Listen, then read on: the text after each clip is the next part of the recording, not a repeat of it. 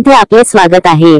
आपण पाहत आहात आदिवासी न्यूज वार्ता मध्ये परिसरातील क्रीडा, शैक्षणिक, राजकीय व इतरही घडामोडी आता पाहूयात सविस्तर। आदिवासी न्यूज वार्तासाठी नंदकुमार तोटेवाड। घडलेली आहे। पीडित मुलगी गर्भवती राहिली आणि तिने मुलीला जन्म दिलेला आहे। या जन्म दिलेल्या बाळाला विकल्याचा संशय आहे।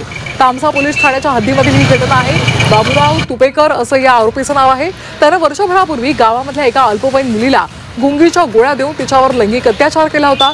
ही मुलगी गर्भवती राहिली आणि महिन्याभरापूर्वी तिची प्रसूती सुद्धा झाली।